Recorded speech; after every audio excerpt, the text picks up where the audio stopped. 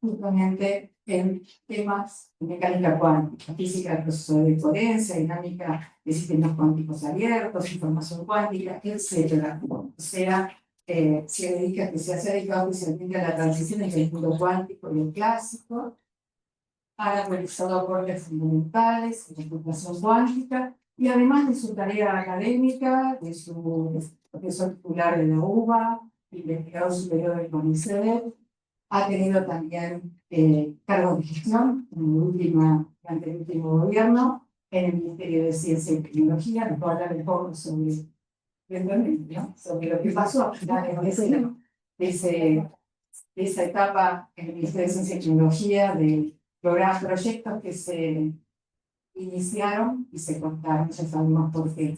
Así que bueno, nos va a hablar justamente sobre este año, a 100 años de 1925, el año de la ciencia y la tecnología cuántica. Gracias, Juan Pablo. Muchas gracias, Ana. Muchas gracias a todos por estar aquí. No sé quiénes están porque los veo. Pero sí, saludé a un par de ustedes que es un gusto compartir un rato con todos ustedes y con la comunidad de la Universidad de San Martín que tanto está trabajando en distintos campos de la ciencia y la tecnología. Bueno, sin más, voy a dar la charla que yo de alguna forma es 2025, el año internacional de la ciencia y tecnología cuántica, a 100 años de Helgoland. Y un poco, en resumen, va a tener estas dos facetas, porque si uno lee la declaración de por qué el 2025 fue designado por las Naciones Unidas como el año internacional de la tecnología cuántica, es que el motivo es que muchos creen o identifican este momento como un momento donde vivimos una segunda revolución cuántica, donde están en desarrollo una familia de tecnologías que usan algunos aspectos de la mecánica cuántica que en las primeras épocas de la mecánica cuántica, cuando digo arbitrariamente podría decir hasta los años 80 del siglo pasado, no se utilizaban. Voy a explicar por qué. Entonces está esta segunda revolución cuántica y eso está en los fundamentos. Pero también 2025 yo creo que se eligió un poco para ponerle fecha de nacimiento a la mecánica cuántica. No me parece que sea del todo justa decir que nació en 2025. Yo le hubiera puesto 2027. Acá está la foto de la conferencia Solvay de 2027, donde está Bohr, Einstein, Heisenberg, Max Planck, Dirac, Ehrenfest, Max Born, todos, Schrödinger, están todos con una sola mujer, cual es bastante notorio, que es María Sklodowskaia. Ella era viuda de Pierre Curie. Por ahí anda Paul Germain cerca. No vamos a incurrir en chusmeríos. Pero bueno, esta conferencia de 2027 es un poco donde nace lo que hoy entendemos como la interpretación de Copenhague. Están estas célebres fotos de diálogos de Einstein y Bohr, que a mí siempre me maravillaron, tomadas desde el mismo lugar, en una Einstein hablando, Bohr escuchando, y en la otra Bohr hablando y Einstein escuchando. Un diálogo que dio muchísimo para hablar y para escribir sobre lo que se dijo durante esa conferencia, que fue en 1927, no en 1925. ¿Qué pasó en 1925? Pasó que Heisenberg, que había regresado de Copenhague de pasar un tiempo como corredor de Bohr, volvió a Göttingen con Max Born a volver a ocupar una posición de postdoc por un tiempo y sufrió una terrible alergia y se fue a Helgoland, esta isla donde este año se hizo una conferencia celebrando los 100 años del viaje de Heisenberg a Helgoland, en donde él, en el medio de esa situación de mucho padecimiento por su alergia,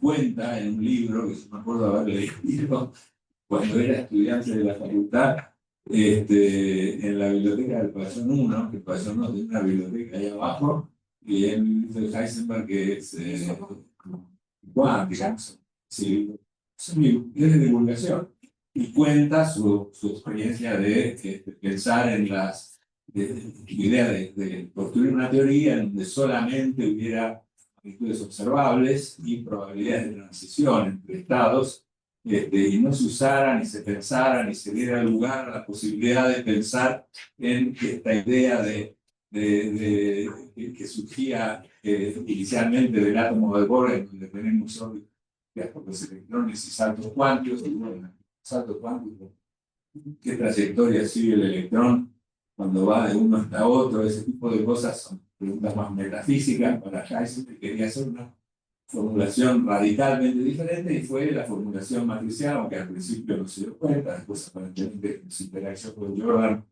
le quedó claro que era la mecánica de las matrices, usando la matemática de las matrices, y esto fue 1925, poco tiempo después escribió su paper en el año 25 que dio el nacimiento a la interpretación de Heisenberg de la mecánica cuántica, que después se demostró que era una formulación alternativa a la de Schrödinger, pero no era diferente.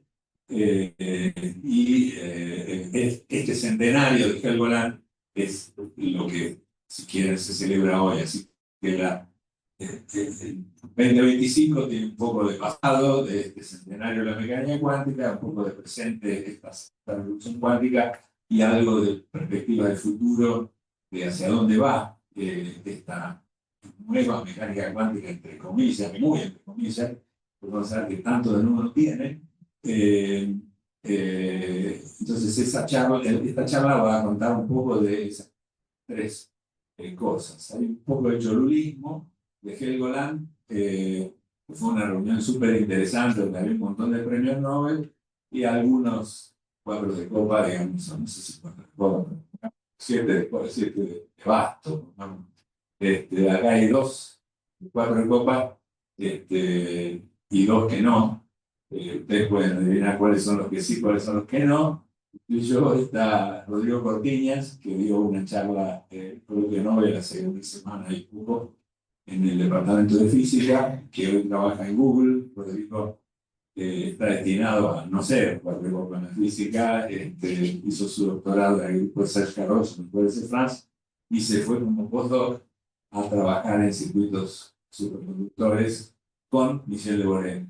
En la foto ahí está Alain Aspect, que es este señor de bigotes muy particulares, premio Nobel del año 22, y Michel de Borel, que en ese momento no era premio Nobel, pero hoy sí lo es.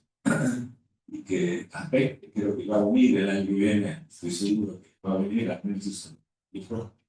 facultad, así que lo anunciaremos y esperemos que de Borel también, pero es más improbable. Hoy de Borel trabaja en Google, Rodrigo Cortiñas está trabajando en Google con él, fue por Yale, así que viene el premio Nobel, Rodrigo, así que normal, está haciendo este chico que fue estudiante mío de física teórica 2 y gran estudiante de mucho estudiado. Tengo que empezar por agradecerle a Román Schiaffino, que está. ¿Dónde está Román? Está por acá. Sentado, que me está ayudando, estudiante de física de la facultad, tesista de licenciatura, que me dio una mano preparando esta charla, que me dio mucho gusto prepararla. Me fue muy placentero, pero sin la ayuda de Román yo no sería capaz de estar mostrándoles nada. Lo que puedo mostrarles cosas, si de repente me olvido de algo, Román me va a decir, che, acá venía de slide tal, pero más o menos voy a ver. Bueno, entonces, ¿cuál es el plan de la charla? Como dije, voy a contar una historia, algo que tiene que ver con el presente y un poco de perspectivas, y eso se puede ser arbitrario, se puede contar de muchas maneras, y yo elegí contarla de esta manera, dividiendo un poco el periodo, digamos, el tema en 5 partes. Uno, un poquito sobre los inicios turbulentos de la física cuántica, y arbitrariamente lo pongo entre 1900 y 1920, que es 1898, ¿verdad? 1920, ¿por qué? Bueno, es arbitrario. Después hay un proceso de consolidación teórica, que pues, parte de la celebración de este año de la física, el centenario de la física cuántica, es eso. En el año, yo lo puse entre el 20 y el 30, podría ser el 22, etcétera. Después vamos a hablar.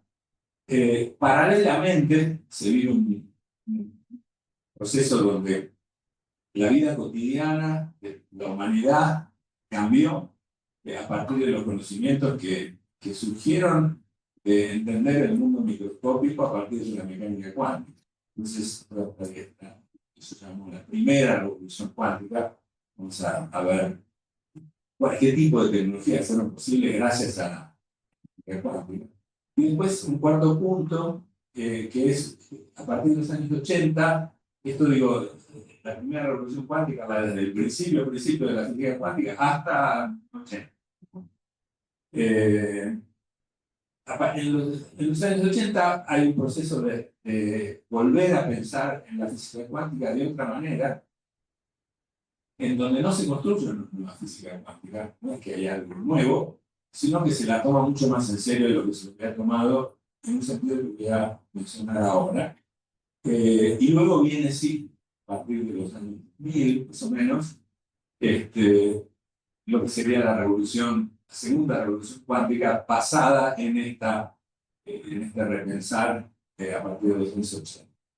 Y lo que pasó fundamentalmente en los años 80 es que se dejó de lado una creencia, algo que está muy arraigado y que está escrito en muchos libros de texto, uno habla de libros de Spalin, nosotros que se usan, y está escrito que no tiene sentido aplicar a la mecánica cuántica a sistemas individuales, sino que la mecánica cuántica se requería que describe el comportamiento de grandes ensambles de cosas, y Schrödinger, en 1952, escribió que, bueno, no tiene sentido, nunca aplicamos la mecánica cuántica a un único átomo, a un único electrón, y si, por supuesto, podemos intentar hacerlo, pero si intentamos hacerlo, inevitablemente llegamos a conclusiones absurdas, ridículas.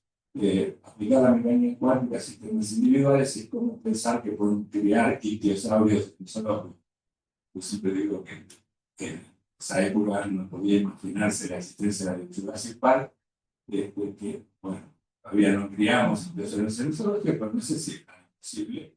Lo cierto es que sí es posible vincular sistemas cuánticos individuales y observar el comportamiento cuántico en toda su gloria. Pero durante muchos años esto yo creo que obturó muchos avances, y evitó que la gente piense en cosas que podría haber pensado. Ahora vamos a ver ejemplos. Bueno, entonces empezamos con la primera etapa turbulenta. Yo sé que acá la mayoría son físicos, todos deberían ser físicos, no sé si hay no físicos, pero seguro que entre los que están mirando, si es que hay algún físico, física. Entonces me permito hablar de cosas medio obvias. Si a mí me dicen, bueno, contame algo sobre la física cuántica, yo empiezo por el efecto fotoeléctrico, que es maravilla para ilustrar las características de la física cuántica. Es lo que le dio el premio Nobel a Einstein en 1905, por un trabajo notable. Todos dicen, tendría que haberse lo ganado por la teoría de la relatividad. Es cierto, pero también el efecto fotoeléctrico es merecedor de un premio Nobel. Tal vez 2 o 3, porque el tercero de los trabajos del año maravilloso de 1905 también dio lugar al premio Nobel de Perrin, que fue el que verificó experimentalmente las predicciones de Einstein y dio a toda la comunidad de la existencia de los átomos.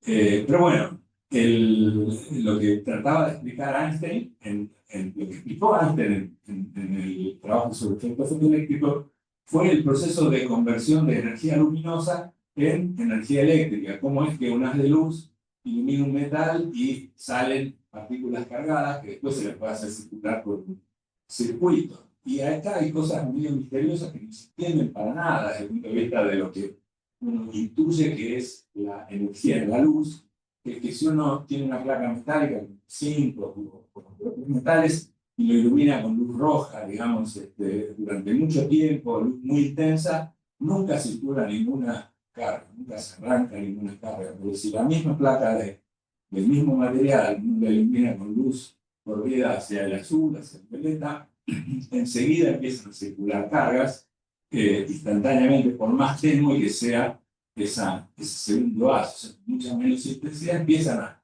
arrancarse cargas. Si Einstein lo explicó diciendo, bueno, acá cada carga que es arrancada por la luz, es arrancada porque absorbe luz, y la luz entonces es absorbida por estas cargas en paquetes que tienen que ver con su frecuencia, lo que caracteriza el color de la luz, en paquetes de cierto tamaño, proporcional a nu, así que H nu.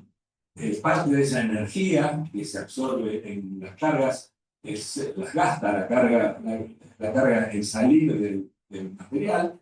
Las que menos energía gastan son las que están más cerca de la superficie, digamos, pero algo gastan. El gasto energético le llama la función trabajo, W. Entonces la energía cinética máxima, la energía máxima asociada al movimiento de las partículas, tiene que obedecer a si aceptamos que la luz se absorbe en paquetes, tiene que obedecer una ecuación tan simple como esa. Tiene que ser H nu proporcional a la frecuencia, de proporcionalidad, menos W, que es la energía mínima que se gasta en salir del material. El W depende del material. Si hacemos curvas, se puede hacer la curva de cómo la energía máxima depende de la frecuencia. La energía cinética máxima se puede medir. La forma de medirlo es poner algún obstáculo de potencial para ver a partir de cuándo se empiezan a frenar completamente las partículas. Ahí la energía que estamos usando para frenar a las partículas es igual a la energía cinética máxima que tienen las partículas. Entonces uno puede levantar esa curva, medir en función de la frecuencia para distintos materiales en curvas paralelas, que tienen W, y todas tienen la misma pendiente. Esa pendiente es H, una constante que uno la puede medir, 6,6, punto, 6,6, muchos números, por eso menos 34 joules por segundo, es una constante muy chiquitita, y esa es la constante. Esta es la idea de que la luz se absorbe en paquetes, dio lugar al nacimiento del concepto de lo que son los fotones, los paquetes de energía. Y esa constante H empezó a aparecer por todos lados. Había aparecido en 1898 en el trabajo de Planck, que intentó explicar las propiedades que tiene la densidad de energía almacenada en un cuerpo en equilibrio térmico a una cierta temperatura, la energía por unidad de volumen por unidad de tiempo, que depende de la frecuencia, aparece un número de cubo arriba y dividido por un factor famoso que sea la H nu sobre KT-1, H aparece en el numerador también, y Planck la dedujo esta fórmula usando argumentos realmente simples, más o menos, de la mecánica estadística, pero aceptando una hipótesis que él calificó como una hipótesis desesperada, descabellada, que sabía por qué. Aceptando esa hipótesis, se podía deducir esta fórmula, y la hipótesis era que la luz estaba almacenada en paquetes de tamaño H nu, mismo que decía Einstein. Einstein hablaba de la absorción de la luz, hablaba sobre la luz dentro de una cavidad que se llama cuerpo negro, no importa. Aparecía la misma constante H, en un contexto completamente diferente. Y después también apareció cuando Bohr hizo su modelo para explicar las propiedades del átomo, y que una de las propiedades que explicó es que los átomos emiten solo ciertos colores de luz que están distribuidos que corresponden a saltos de energía en distintos niveles permitidos para la existencia del electrón. Las energías de esos niveles energéticos obedecen esa fórmula menos la constante de Rayleigh, que son 13,6 electronvolts, dividido n al cuadrado. Entonces, cuando salto de un nivel n a otro, en el 1, 2, fuera, emito un paquete de luz de tamaño h mu igual a la diferencia de energía. Con esa hipótesis se explica el espectro atómico, que es maravilloso, pero aparece la misma constante h, que no tiene nada que ver con lo que la fenomenología que explicaba tiempo. Son todos hay átomos, estamos hablando de átomos, atómicas, etcétera, pero el plan que empezó a aparecer por todos lados. Y la cosa se empeoró todavía más cuando apareció este señor muy estrambótico, muy particular, un príncipe autodenominado príncipe, autopercibido príncipe de Broglie, francés, que dijo, bueno, si acá están diciendo ustedes que la luz, que hasta ahora era algo continuo, cuya intensidad se podía variar desde la oscuridad total, suavemente, continuamente, hasta la intensidad, alta intensidad, me parecía que podía pasar por todos los valores de la intensidad. No es así, hay una cierta granularidad, un haz de luz parece lluvia de fotones. Bueno, aquellas cosas que son discretas de entrada, las partículas mismas, los electrones, tienen que tener algún fenómeno continuo asociado, una onda asociada, cuya longitud de onda tiene que estar vinculado por razones que voy a explicar, pero completamente heurísticas, ¿no? Él dijo, bueno, si son dos caras de una moneda,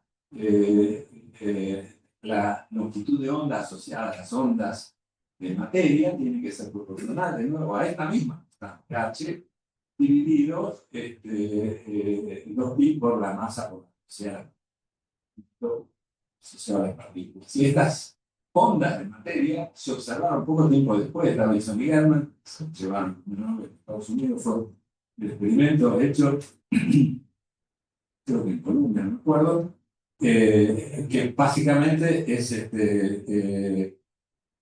una variante del que se observa ahí, que es, digamos, bastante posterior a Davidson y German, donde se ve la huella de que las partículas se comportan bien como ondas. Ahí hay una fuente de partículas, un filamento caliente que emite electrones que no pueden pasar por un lugar del espacio, es decir, hay un obstáculo que está cargado eléctricamente negativo que los repele, entonces o pasan por un lado o por el otro, y hay una pantalla donde se recogen los electrones. Si no hubiera manifestaciones ondulatorias, lo que uno tendría que ver es la pantalla con la sombra de obstáculo y electrones que se distribuyen de un lado y del otro, pero no, lo que se ve, si todo es suficientemente chico y condiciones particulares, son zonas de luz y oscuridad, franjas de interferencia. Estamos viendo una figura de difracción de electrones por el obstáculo que impide su paso en el medio. Esto es un experimento realmente revolucionario que dijo, ¿no?, ¿qué está pasando acá? Esto es una cosa muy rara.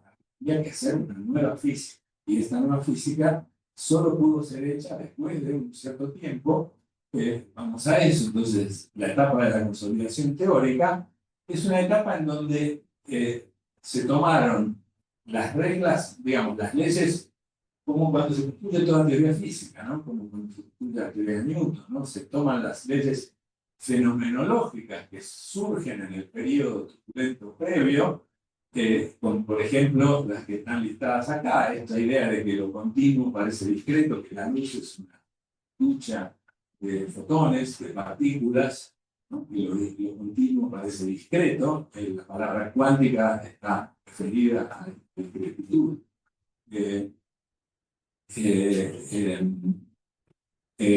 Después, el carácter dual de todo, ¿no?, porque aquellas cosas que parecen discretas en realidad tienen manifestaciones continuas, las continuas tienen manifestaciones discretas.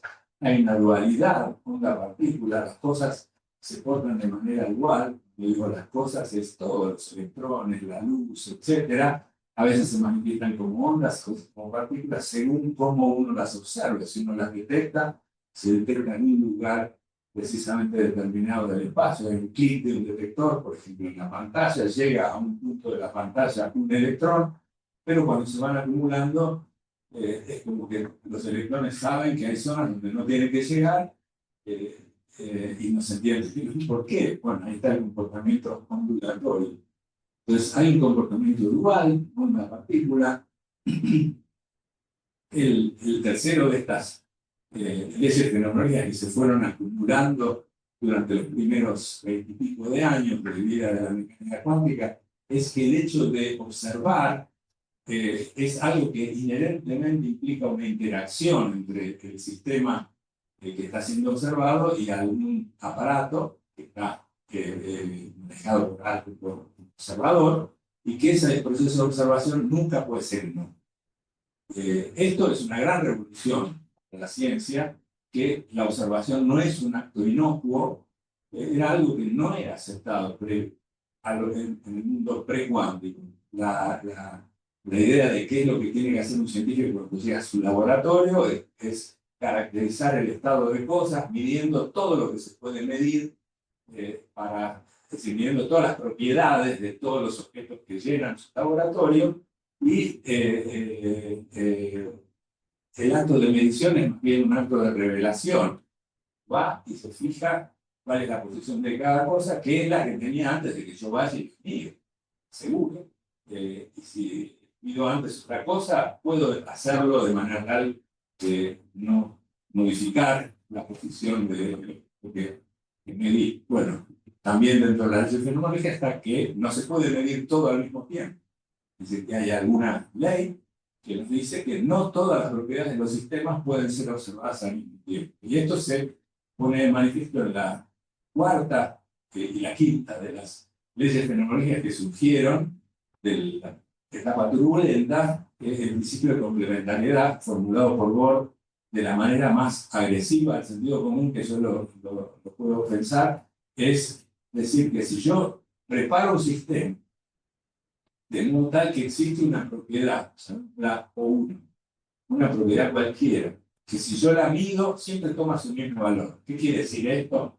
Yo preparo el sistema, voy, mido la propiedad, detecto un valor. Lo preparo de la misma manera que lo preparé antes. Voy, mido la propiedad, toma el mismo valor. Lo vuelvo a preparar de la misma manera, toma el mismo valor. O sea, siempre que lo preparo de una determinada manera, va a tomar el mismo valor. Siempre existe otra propiedad que si yo en lugar de medir la primera, mido la otra, esa otra propiedad va a tomar valores que están completamente distribuidos al azar.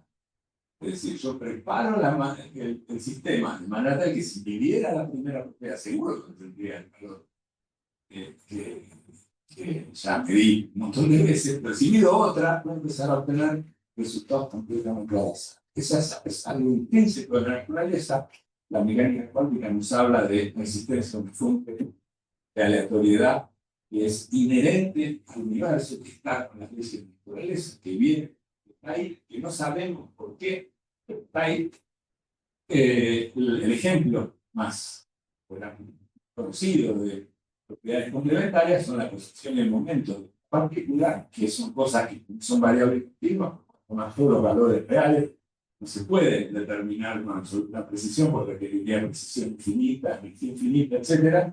Pero si yo determino el valor de la posición de una partícula, una dispersión estadística delta X, el producto de delta X por delta P, la del momento, tiene que ser mayor o igual que esa misma constante de Planck, la que siempre aparece dividido por 4pi.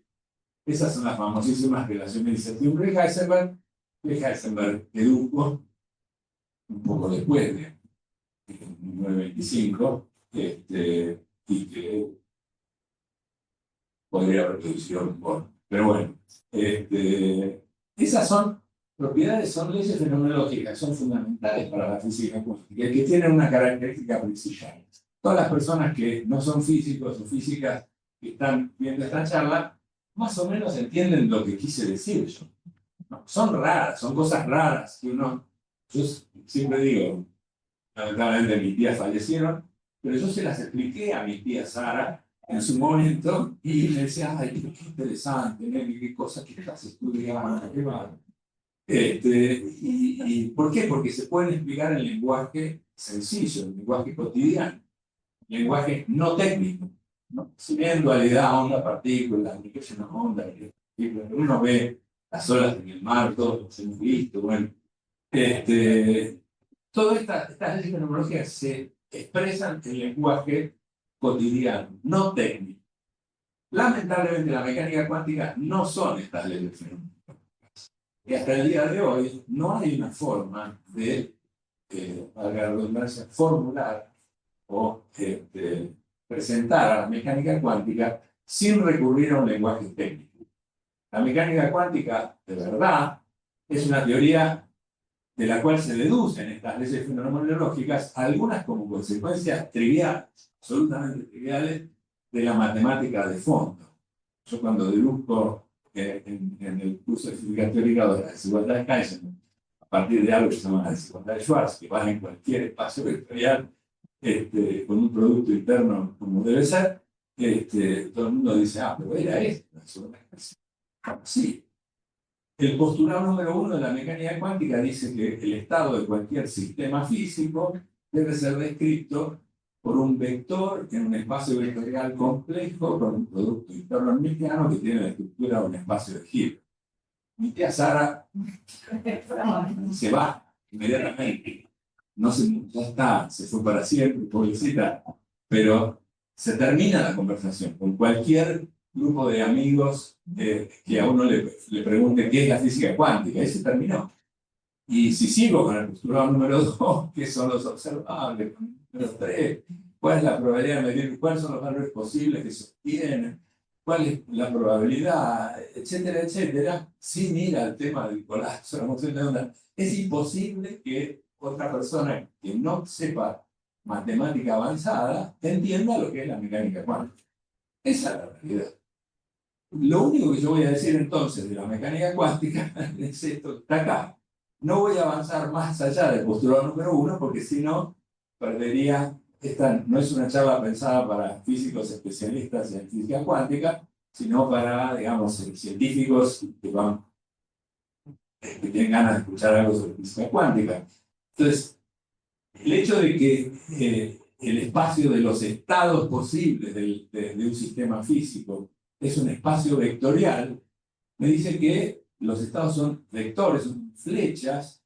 Entonces, dado un objeto, por ejemplo, un imán, que tiene un polo norte y un polo sur, va a haber un vector en donde el polo norte esté apuntando hacia arriba. Eso va a describir un estado cuántico.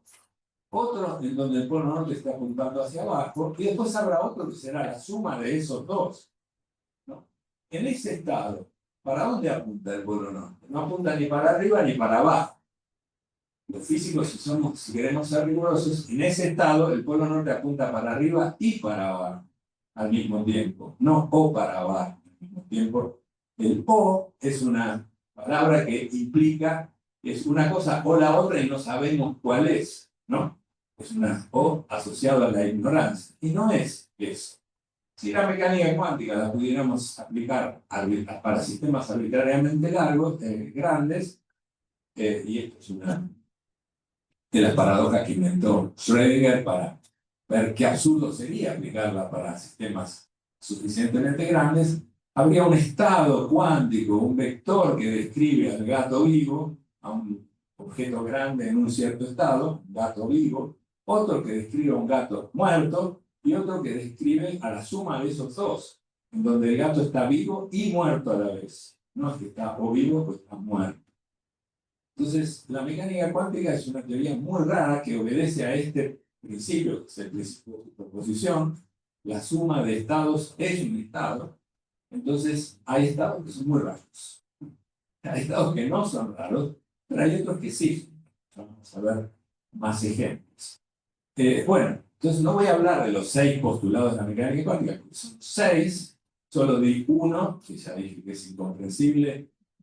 Así que no voy a avanzar por ese lado, pero les digo que de los postulados se deducen todas estas leyes fenomenológicas que yo describí antes, ¿no? Las 6, la de que no se puede medir sin interactuar y sin perturbar, no se puede medir todo al mismo tiempo, que están variando partículas, etcétera, etcétera. Pero se deducen un montón de otras cosas que son mucho más difíciles todavía de digerir que estas leyes fenomenológicas que les dije.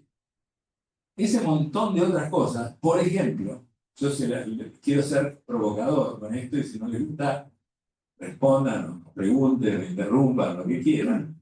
Se deduce que, como dice ahí, los experimentos que no se realizan no tienen resultados. Unperformed experiments have no results. Ese es el título de un trabajo de un físico israelí muy notable, Asher Pérez, que dice, no es compatible la mecánica cuántica con ninguna teoría que acepte el hecho de que si yo no hago un experimento, el resultado del experimento es conocido por el sistema sobre el cual yo voy a experimentar. Y yo lo que tengo que hacer es ir a mirar o revelar el valor preexistente, ¿no? Eso es una de las consecuencias más notorias de los trabajos de John Bell, que ahí están las fotos de John Bell, que hizo sus trabajos en el año 64 y 66, muy conocidos, y que demostró justamente eso. Los trabajos de John Bell, la importancia de los trabajos de Bell no tiene nada que ver con la física cuántica, yo diría, ¿no? Alguien dijo que son los trabajos más importantes de la historia de la ciencia, tal vez un poco exagerado, pero son muy importantes. ¿Por qué? Porque Bell demostró que toda teoría que acepte el hecho de que los valores de las propiedades que uno mide están escritos en el objeto que uno experimenta, y además vale el principio de localidad, es decir, nada de lo que yo haga de este lado del universo puede afectar instantáneamente algo que suceda del otro lado del universo. O sea, es el principio de localidad, lo que se conoce como una carga filosófica demasiado grande, realismo local. El realismo es aceptar que los valores resultados de las mediciones están escritos y existen antes de que uno los trate de revelar, y la localidad es esto, que nada de lo que sucede allá puede afectar acá. Estas teorías conducen a predicciones cuantitativas sobre las correlaciones entre resultados de experimentos realizados en laboratorios distantes. Uno toma un objeto, lo divide en dos cachos, ese objeto nada que ver con la mecánica cuántica, y dice, bueno, voy a hacer experimentos sobre una mitad o sobre la otra mitad. El proceso de preparación tiene que tener ciertas peculiaridades. Porque si yo mido el mismo observable de un lado y del otro, voy a obtener resultados perfectamente de correlación, por ejemplo. Entonces uno puede demostrar que parejamente cualquier teoría que acepte que los resultados de los experimentos que yo hago sobre esta parte están escritos en esta parte después de que se separó, y que además nada de lo que pase allá puede afectar acá instantáneamente, entonces hay ciertas desigualdades matemáticas que se tienen que cumplir. Estas son las llamadas desigualdades de Bell. La mecánica cuántica las viola, pero lo importante no es tanto que la mecánica cuántica las viole, sino que los experimentos que se hicieron han demostrado que se violan las desigualdades de Bell. Entonces, cuando la mecánica cuántica sea superada por otra teoría, y ojalá eso suceda durante lo que me queda de vida, porque sería muy divertido, es decir, que la mecánica cuántica falle, va a fallar y será reemplazada por una teoría que todavía mantiene esta rareza. Porque esta rareza, las teorías realistas locales, las que aceptan que los experimentos existen, los resultados de los experimentos que uno no realiza existen y que vale el principio de localidad, ha sido refutada por los experimentos. Bien, entonces el tercer punto es, bueno, hubo una gran revolución del principio del siglo, voy a ir muy rápido por esto es solamente ilustración. Nada de lo que pasa en el mundo de hoy podría suceder si no existiera la mecánica cuántica. Medicina, bueno, me tomé la libertad de poner las radiografías en homenaje a Curie, a María Slodowskaia, pero la tomografía, la resonancia magnética, En la química, no podríamos entender nada de química si no supiéramos mecánica cuántica, la química de la vida, no podríamos entenderla, las moléculas orgánicas, la estructura, las proteínas, etc. La energía nuclear es un proceso que transforma la energía, la fórmula E igual a m por c al cuadrado, la pone en funcionamiento y extrae energía de la masa, tanto usado para producir energía como bombas, y vaya si esto ha cambiado la historia de la humanidad. La electrónica, desde los chips más viejos, ahí está la foto del transistor original, hasta, bueno, los chips más modernos, ahí se nos coló, pero todavía lo tenemos, un chip de una computadora cuántica, usual, no el CICAM. Está el CICAM por ahí, ¿no? Ah, no, bueno, perdón. Después, este, la superconductividad, que ha servido para desarrollar tantísimos dispositivos de medición ultrasensibles y que en los años 60 se entendió de dónde salía la teoría de Berlin-Cooper-Zipher. La superconductividad había sido descubierta muchísimo antes y me estoy olvidando de algunas de las cosas. ¿Perdón? Ah, el láser, el láser.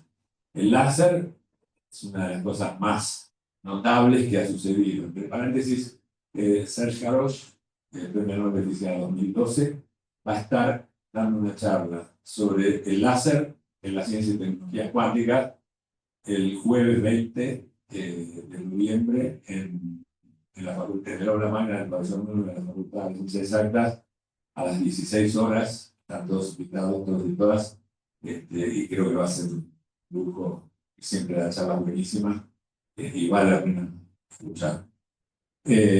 Bueno, entonces esta es la tercera revolución cuántica. Yo dije la tercera revolución cuántica, la primera revolución tecnológica cuántica. Yo dije que a partir de, el cuarto punto es, a partir de la década del 80, comienza a revisarse, no a revisarse en un sentido de modificarse, sino de volver a revisit, ¿no? A revisitar la mecánica de postulados y las cuestiones fundamentales de la física cuántica a la luz del surgimiento de un montón de técnicas experimentales que permitieron manipular sistemas cuánticos de a uno a la vez.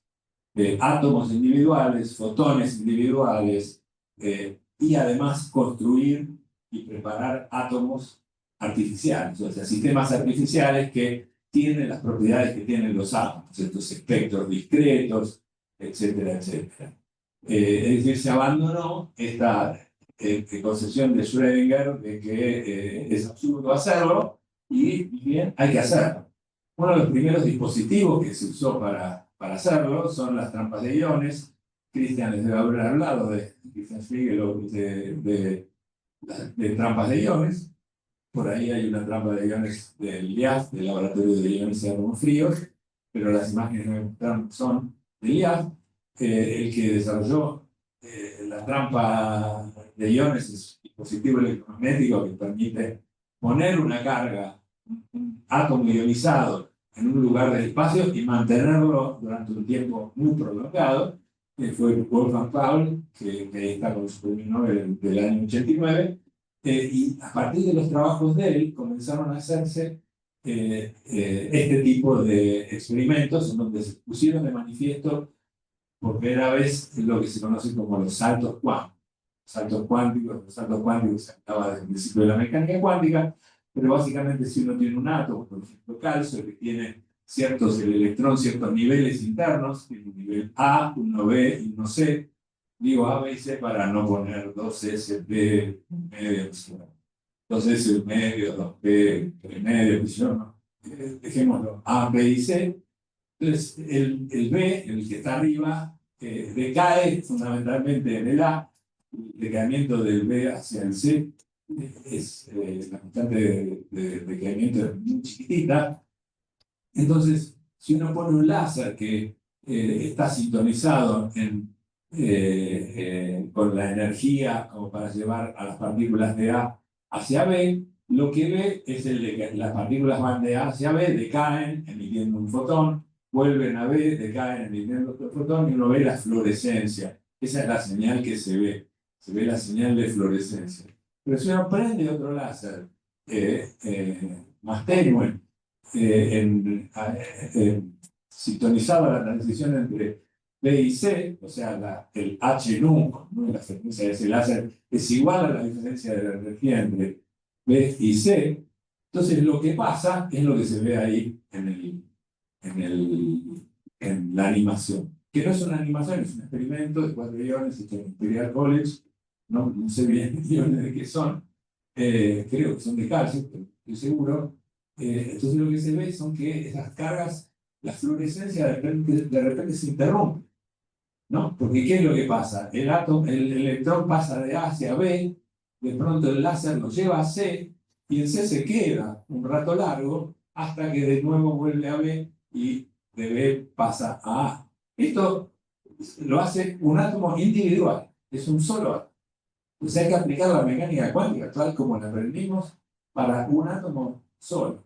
El primer experimento donde se vieron esto fueron a fines de los años 80, la observación de los saltos cuánticos. Parece no espectacular, pero es una revolución en el sentido de que nos llevó a tomar en serio la idea de que, bueno, ¿qué describe el estado cuántico? ¿El estado de muchos átomos?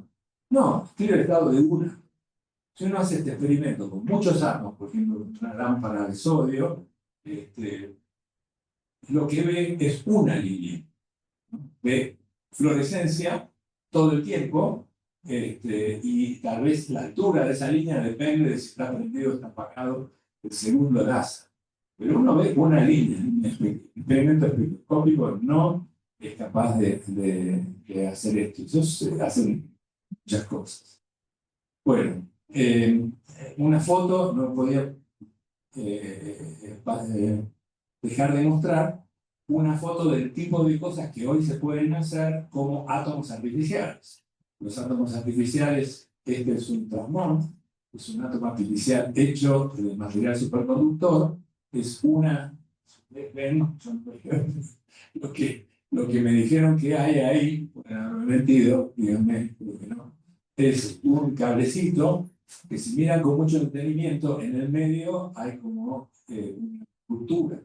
Ese cablecito es una estructura Joseph, un cable superconductor que está cortado por un material semiconductor y está acoplado arriba y abajo a dos platas, dos cachos de material superconductor que funcionan básicamente como las placas de un capacitor. No son placas paralelas, pero las líneas de campo ahí son torcidas, pero esto básicamente es una estructura Josephson en paralelo con un capacitor. Esto es lo que se llama un transmón, y esto se puede hacer de modo tal que es un oscilador no lineal. La frecuencia, la corriente va para un lado y va para el otro, es un oscilador no lineal, el sistema oscila, es no lineal porque la juntura Josephson funciona como una inductancia no lineal, y uno puede observar niveles discretos de energía. Discretos de energía, tan discretos que uno puede hacer funcionar esto como un sistema que para los efectos de un experimento que uno haga es un sistema de 2 niveles. Y eso es lo que se llama un qubit. Los qubits se hacen hoy en día, ya los de IBM lo hacen así, los de Google los hacen de una manera un poco diferente, que usan qubits, que son, la diferencia es que este tiene una frecuencia fija, pues tienen muchísimo más, o sea, son súper puros. Los de Google tienen una frecuencia que se puede sintonizar, pero tienen menor tiempo de decaimiento. Bueno, no importa. Pero se pueden construir átomos artificiales, también los puntos cuánticos, etc. Bien, ahora llegamos a las 5 aplicaciones, ¿no? Más o menos, voy a acordar. No sé cómo voy con el tiempo. Estoy horriblemente mal.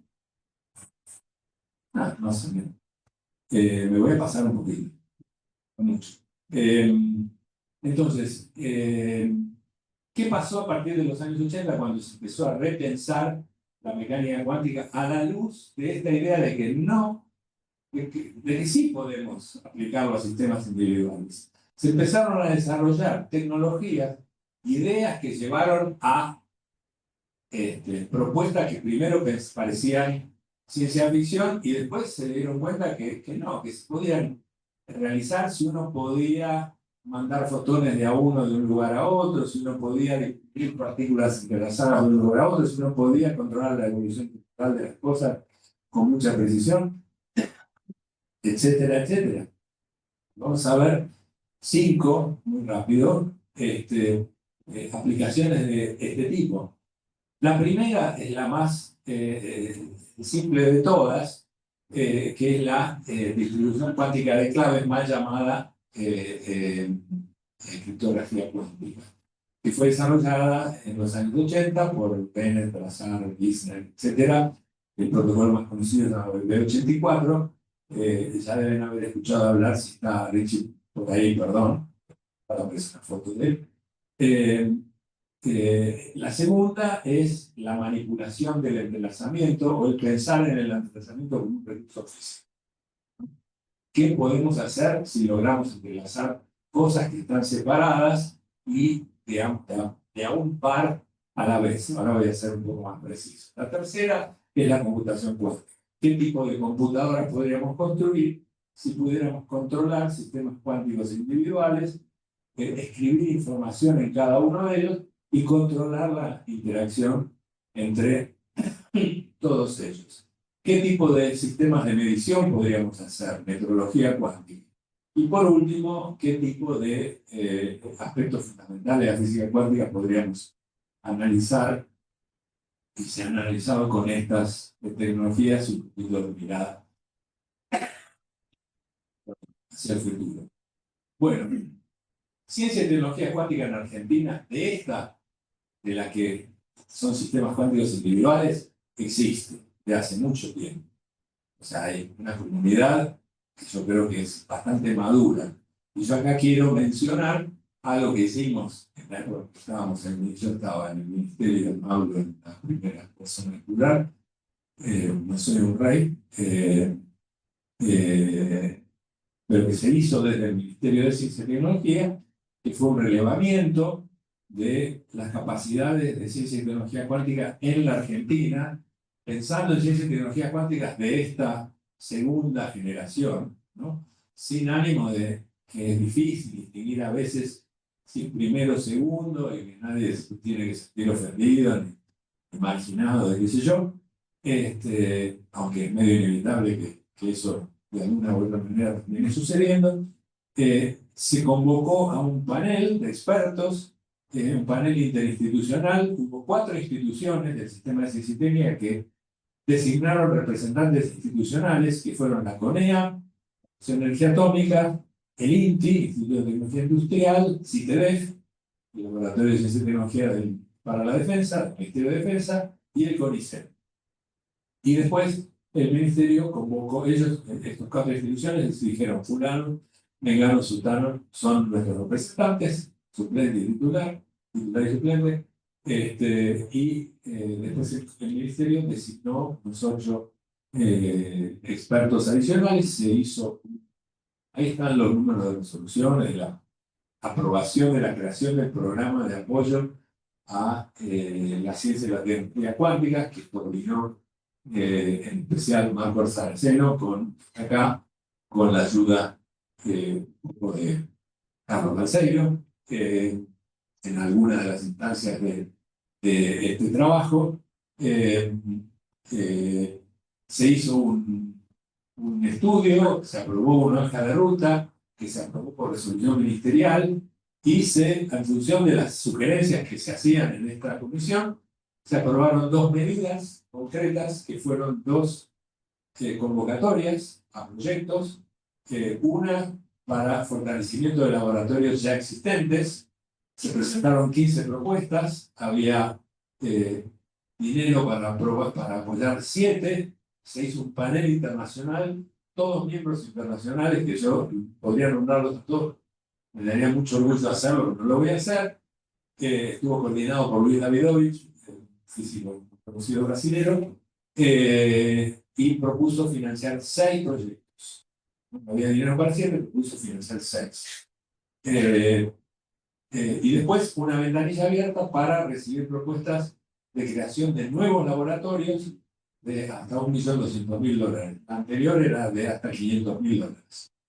En una sola vez, esto era $1.200.000. Se presentaron 2 proyectos, ganó uno.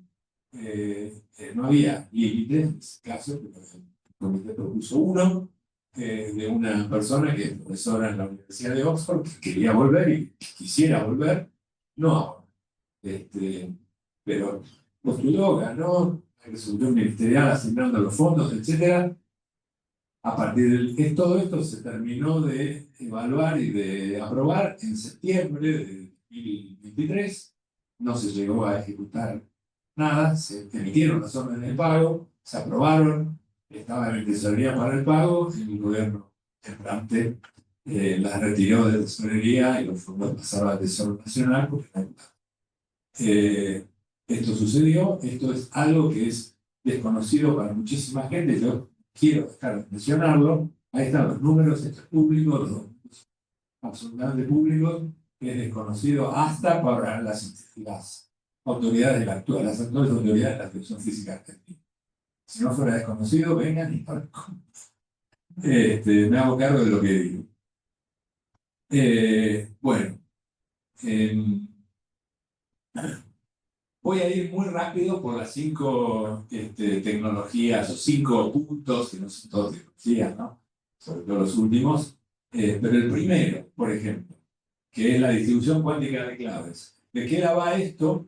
Bueno, hay 2 personas, A y B, Alice y Bob en la jerga, que lo que quieren terminar haciendo es, después de ejecutar un cierto procedimiento, un protocolo, como se dice, terminar compartiendo una secuencia aleatoria de bits, una secuencia de 0 y 1, 0, 1, 1, 0, que es aleatoria en un sentido técnico de la palabra, pero que la tiene A, la tiene Alice, la tiene Bob, y ambos están seguros que los 2 la tienen y que no hay nadie en el universo que también lo conoce.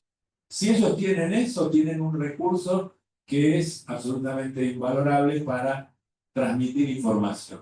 Es el único método criptográfico seguro, que es el que encripta con una clave que se usa una sola vez. One time. No voy a entrar en los detalles del porqué. Y fíjense que esto, desde mi punto de vista, podría haber sido inventado en los años 20. No tiene física que vaya más allá de la conocida en 1900, pongámosle 1932, el año en que von Neumann escribió su libro. Pero es eso, porque usa 2 ingredientes de la mecánica cuántica. Uno, la complementariedad.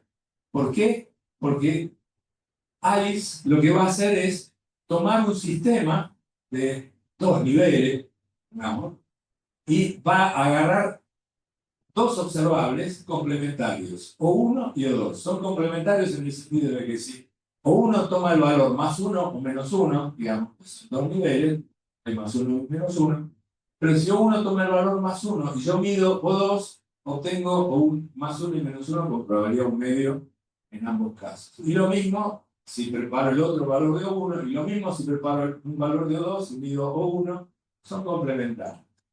Eso se sabe que se puede hacer en la mecánica cuántica. Lo que tiene que hacer Alice es preparar uno de esos 4 estados, ¿sí? Y mandárselo a vos, un sistema en uno de estos 4 estados, y mandárselo a vos. Esta idea de agarrar un sistema y mandarlo de un lado para el otro parecía absurdo. Es eso. Son sistemas cuánticos individuales. Tengo que agarrar un fotón y lo tengo que mandar ahí. Yo acepto esa idea. Porque es observables complementarios y ahora va a venir El segundo ingrediente es que medir siempre perturba.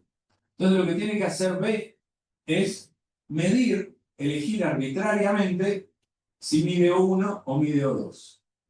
Tanto Alice como Bob hacen lo que hacen de manera completamente aleatoria.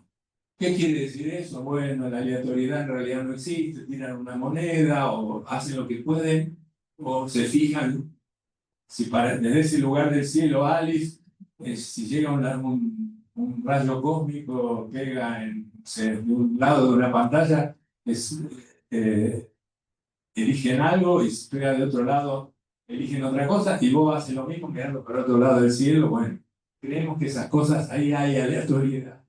Puede ser que si hay una teoría conspirativa de todo el universo contra nosotros, no la haya, pero bueno, no importa. Yo no creo en eso. Entonces, Alice y Bob miden, Alice prepara el estado de uno de los estados de 1 o 2 o 1 o 2 y anota en un cuaderno cuál es la lista de observables que preparó y cuál es la lista de estados de cada observable que preparó. Tomé el observable 1, preparé el estado más. Tomé el observable 1, preparé el estado menos. Y Bob hace lo mismo con O1 y O2. Medí el observable 1, me dio más, etcétera, etcétera. Después lo que hacen es revelar públicamente, publicar en el diario, Alice la lista de observables que preparó, Bob la lista de observables que midió. Y lo que observan es que cada vez que Alice midió un observable y Bob midió ese mismo observable, hay una correlación perfecta entre los resultados. Si Alice preparó el estado más, Bob obtuvo el estado más.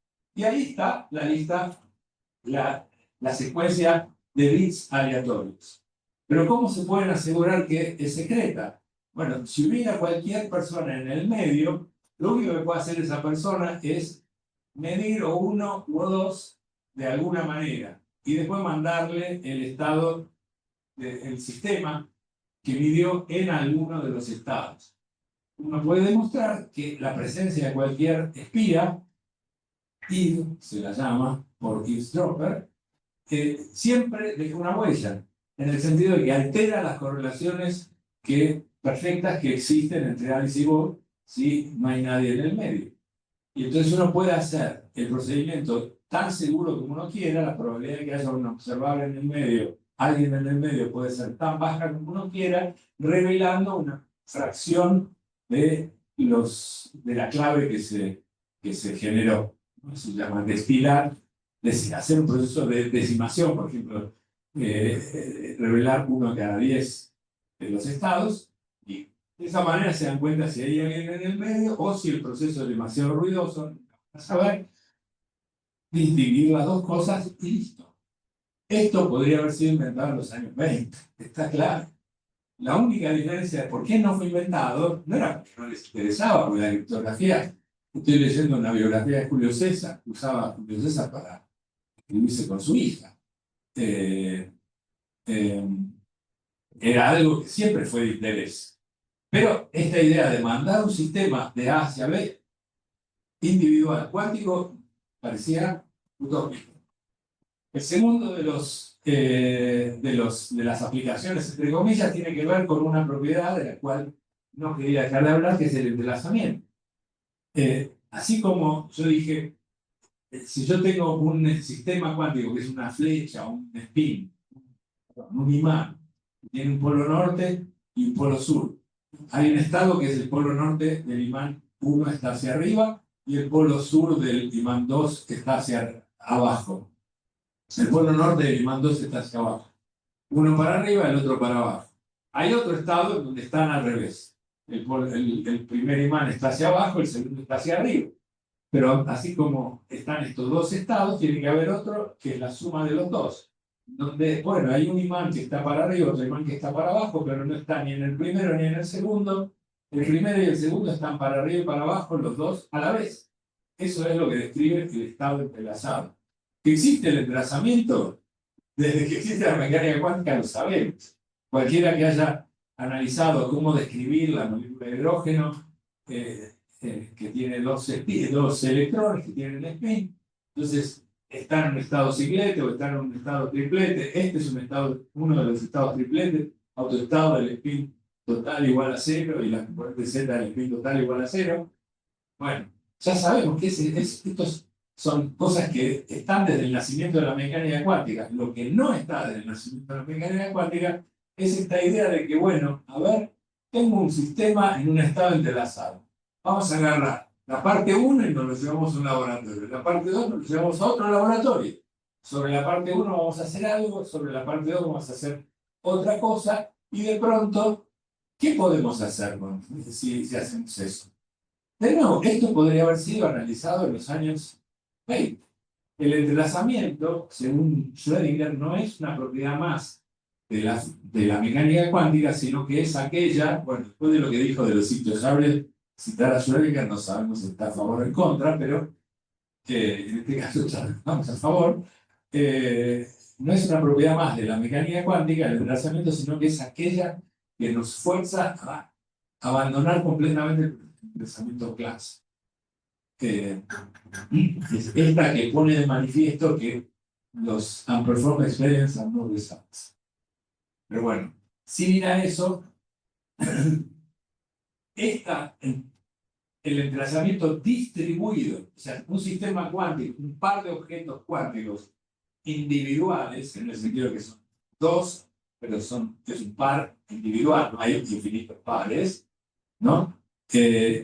Y que están distribuidos en el espacio, eso resulta ser un recurso físico. Es un recurso físico en el sentido de que la existencia de entrelazamiento distribuido nos permite realizar tareas que no serían posibles de ser realizadas si no tuviéramos entrelazamiento. Y la tarea más famosa de todas es la teletransportación, que también podría haber sido inventada en los años 30. Pero fue inventada recién en el año 1993 por un sexteto de físicos y matemáticos, Bennett, Brazard, Crepot, Llosa, Pérez y Butters. Capaz que me olvidé de alguno, no. Barrele del año 93, y contaba así un poco a las apuradas, funciona de la siguiente manera. Yo primero genero este recurso físico, que es el entrelazamiento distribuido entre dos laboratorios, el laboratorio 1 y el laboratorio 2, ¿no? Y en el laboratorio 1 entra un señor que quiere teletransportarse al laboratorio 2. El señor tiene que, pequeño detalle, tiene que estar hecho de la misma materia de la que están hechos el par de partículas entrelazadas. Es decir, tiene que ser un spin, no es un señor ya personalidad. Pero está preparado en un estado cuántico que es una combinación lineal de a punto para arriba más a punto para abajo con coeficientes alfa y beta que son cualquiera. Entonces, después de un cierto procedimiento, el señor que está en el laboratorio 2 adquiere la personalidad del que entró al laboratorio 1. Y el procedimiento es así. Todo lo que está en el laboratorio 1, yo lo someto a una medición. Lo que tengo en el laboratorio 1 es el miembro del par entrelazado, que está en el laboratorio 1, y el tipo que entró a la máquina teletransportadora. Entonces, ahí lo que mido es una propiedad colectiva de esos dos objetos. Ahí está lo que mido para quien quiera ver la técnica, es el producto de sigma x para la primera partícula, sigma x para la segunda, por y sigma z por sigma z. Esos dos observables, sigma x por sigma x, z por sigma z, para los físicos conmutan, aunque parezca mentira, porque están construidos con material que no conmuta, pero como hay dos conmutan, se pueden medir simultáneamente. Obtengo dos resultados que son más y menos 1, dependiendo de cuál es el valor de esos dos resultados. Se los mando por teléfono. Del otro lado, esos dos resultados los llamo M1 y M2. Dependiendo de quién es M1 y M2, le tengo que ejecutar siguiendo una receta. Si M1 es igual a 1 y M2 es igual a 1, no sé, no recuerdo cuál es la receta, pero supongo que no le tengo que hacer nada a la partícula. Está del otro lado. Si los dos son menos 1, le tengo que prender un campo magnético en la dirección Z en un cierto tiempo, hacerlo rotar, y lo transformo en alfa para arriba o beta para abajo. Si es menos 1 más 1, más 1 menos 1, también son 4 acciones físicas que yo tengo que realizar sobre la materia, y como consecuencia de ellas, que están prescritas, que son independientes del estado que entró, como consecuencia de ellas, la personalidad del tipo que está ahí es alfa para arriba más beta para abajo. Y yo no sé nada que es alfa químico. Eso es la teletransportación. Pues me acuerdo que tuve el gusto de conocer a José Pérez bastante y asistir a una charla en Santa Bárbara en el 96, que era medio para todo público, hablaba de teletransportación, había gente de todo tipo, California, gente rara, venía con la tabla de SAR, qué sé yo. Y le preguntó a una señora, bueno, ¿usted cree que vamos a ser capaces de teletransportar el alma? Y pues, yo no sé qué hubiera gustado yo, pero él contestó, solo teletransportamos el alma. ¿Por qué? Porque lo que se teletransporta ahí en ese esquema es el estado cuántico de las cosas, ¿no? El par entrelazado es como un canal que después permite que el estado que entra salga de este lado. Por supuesto que la materia del lado izquierdo, en el laboratorio 1, pasó a estar en un estado diferente del estado original, ¿no? Es la teletransportación que uno veía en Star Trek, en el viaje a las estrellas, salvo por el hecho de que a uno no le decían que antes había que mandar la materia en un estado entrelazado al planeta de destino. Esa parte un poco tiene es bastante poco sexy, así que no lo decimos. La teletransportación requiere un transporte. Bueno, el tercero es la computación cuántica. La computación cuántica surge en el año 1984. De nuevo, podría haber surgido a principios de los años de la mecánica cuántica, salvo, tal vez acaso un poco injusto, por el hecho de que la teoría de lo que es una computadora en esa época estaba bien formulada. Era la época en donde Turing y Church y muchos otros estaban realmente formulando matemáticamente la teoría de la computación para lo que era un computador universal. Así que tampoco le digo a pedir a la mecánica cuántica, pero a von Neumann podríamos haber si lo pedido cualquier cosa. Von Neumann fue un avanzado en pensar a las computadoras clásicas como lo que son hoy, pero no se le ocurrió nada. Notable. Bueno, en 1984 Feynman se le ocurrió, a partir de un argumento que después digo, inventar las computadoras cuánticas. ¿Qué son las computadoras cuánticas? Son simplemente dispositivos en los cuales uno tiene sistemas cuánticos individuales, átomos, por ejemplo, atrapados en un campo de iones, o de estos átomos artificiales fabricados uno en distintos lugares de este material superconductor. Lo puede preparar en ciertos estados, lo puede hacer evolucionar individualmente como uno quiere y además puede controlar las interacciones entre los átomos como uno se le canta. Eso técnicamente, los físicos decimos, uno lo puede hacer evolucionar como uno quiera, uno le puede aplicar el operador de evolución temporal que quiera. Hay teoremas que me dicen que para poder aplicar un operador de evolución temporal arbitrario, yo lo único que necesito es hacer evoluciones arbitrarias de un qubit, o sea, rotaciones arbitrarias de un qubit, y interacciones no muy especiales entre cualquier par de qubits, con puertas de un qubit arbitrarios y de dos qubits arbitrarios. No voy a entrar en los detalles. Entonces, una computadora clásica va a tener registros, los registros de los muchos modelos de computación clásica, yo elijo basada en la teoría de circuitos, donde una computadora cuántica es un conjunto de cablecitos, el estado de cada cablecito es 0 o 1, y voy a tener dos registros. Los primeros n cablecitos, voy a escribir el número x, ¿no? Que tiene como expresión binaria x1, x2, hasta x sub n. Y en los siguientes voy a escribir el número 0, que tiene 0, 0, 0, 0, 0, Y la computadora va a ser una caja negra, y yo la puedo descomponer, como dije, en pequeñas cajitas que son, hago evolucionar un par, después otro, etcétera, etcétera, etcétera, y la puedo diseñar para que me evalúe cualquier función, f de x. Entonces, si la entrada yo tengo x, 0, a la salida voy a tener x, f de x. Pero como la computadora cuántica obedece el principio de superposición, el espacio de estados es un espacio vectorial, yo puedo preparar un estado más general que es la suma de todos los x con ciertos coeficientes, x0. Y ese estado va a evolucionar en la suma de todos los coeficientes de todos los x con ciertos coeficientes, x, f de x. Entonces, en un paso de programa o con el mismo esfuerzo, que si yo preparo un estado inicial, x, calculo f de x, f evaluado en un x. En el segundo caso, calculo f evaluado en todos los x. O sea, tengo un estado donde el valor de f de x está evaluado en todos los x. Eso es lo que se conoce con el nombre de paralelismo cuántico.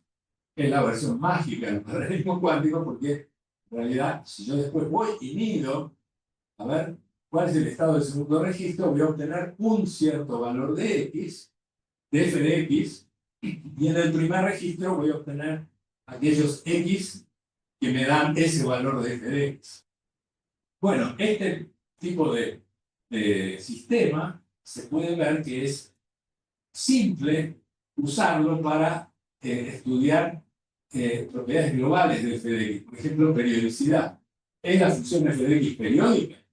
Bueno, por un algoritmo que usa esto como ingrediente, se puede, y la transforma bien, se puede responder esa pregunta.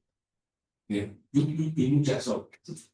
Entonces, esta es la computadora cuántica, con el paralelismo cuántico, la línea de tiempo de la computadora cuántica empieza, como yo le dije, voy a hacerla muy corta esto, en el año 84, Feynman las descubrió, las inventó, no por este motivo, sino él dijo, para esa época las computadoras ordinarias, las clásicas, estaban invadiendo los laboratorios, todas las universidades, y uno las usaba para poner a prueba los modelos de la naturaleza que uno conocía.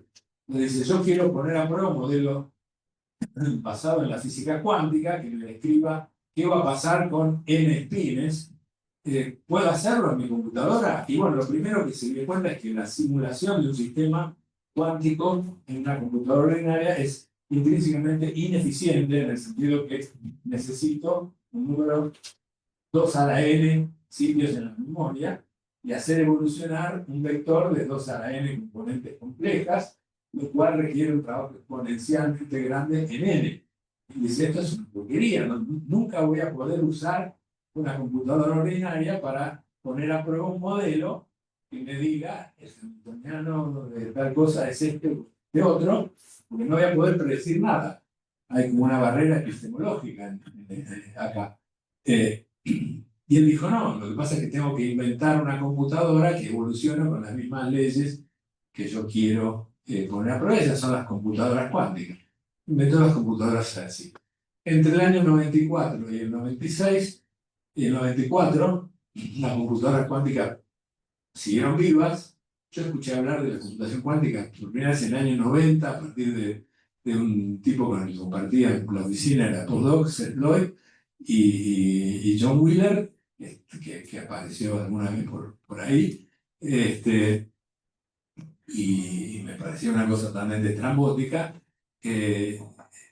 Hasta el año 94 fueron pocas las personas que se dedicaron a la computación cuántica, era algo de lo que se hablaba en los recreos para tomar café, de conferencias hechas para hablar de cosas serias.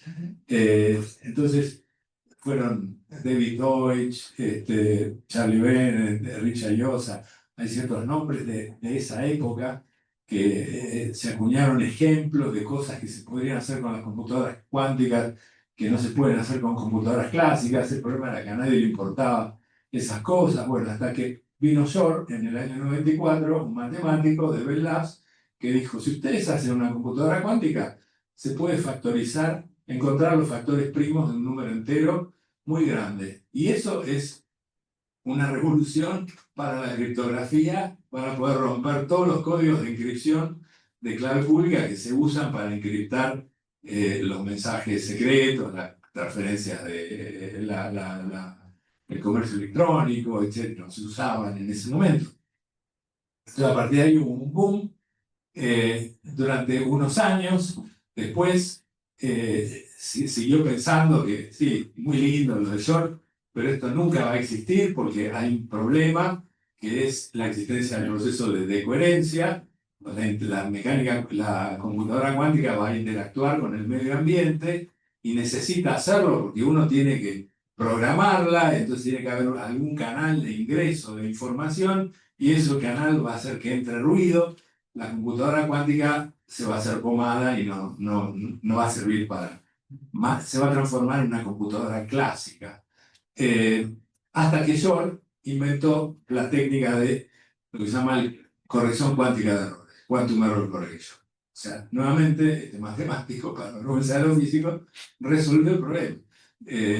Dijo, ¿para qué sirve la computación cuántica? Para hacer algo útil y además tenés que usar estos códigos cuánticos de corrección de errores para construirlas y las vas a poder construir. A partir de ahí fue una carrera que yo estaba en esa época, en ese momento, trabajando y escuché un montón de veces gente diciendo, dentro de un año voy a tener un qubit hecho con defecto de fósforo en silicio, con puntos cuánticos, con esto, con lo otro, con lo otro. Siempre estuvo sobrevendido el tema, pero fue una carrera tecnológica en la que hubo muchísimos jugadores muy serios, como Ignacio Cirac, Peter Soller, que hicieron propuestas para hacer computación cuántica con trampas de iones, y muchos otros que están, algunos de ellos, de esos nombres escritos ahí, y que vale la pena. ¿Existen las computadoras cuánticas hoy? Sí, existen. Las más avanzadas tienen alrededor de 150 bits cuánticos, fabricados con estos átomos artificiales en superconductores.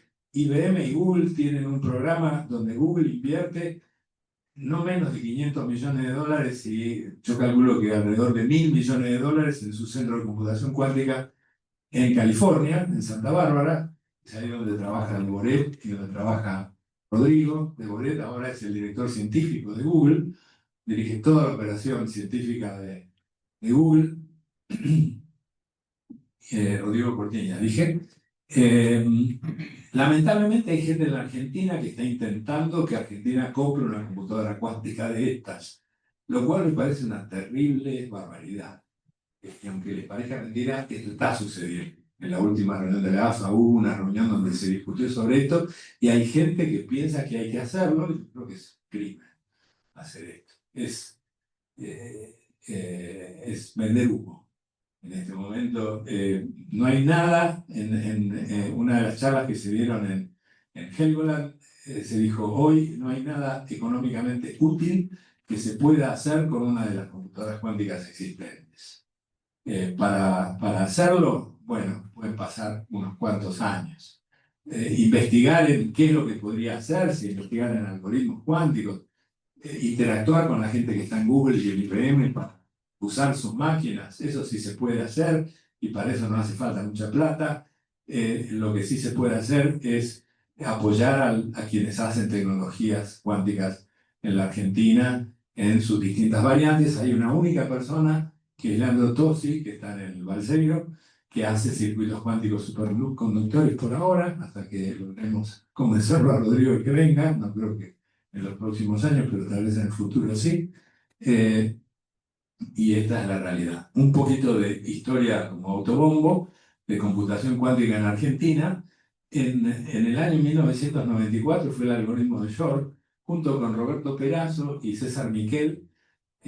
A fines del año 95 nosotros publicamos un trabajo que se llama Factoring in a Deciphered Quantum Computer, que todavía hoy es reconocido como un trabajo en donde por primera vez se separó el algoritmo de Shor en unidades elementales, digamos, en operaciones físicas a ser ejecutadas sobre el sustrato que uno usa para construir la computadora cuántica. Por ejemplo, trampas de iones. Después César hizo simulaciones con trampas de iones, viendo que con un nivel de ruido muy bajo se hacía pomada, no servía. Esta era nuestra agenda, era demostrar que no iba a funcionar en ese momento. ¿Por qué? Por la interacción con el mundo externo.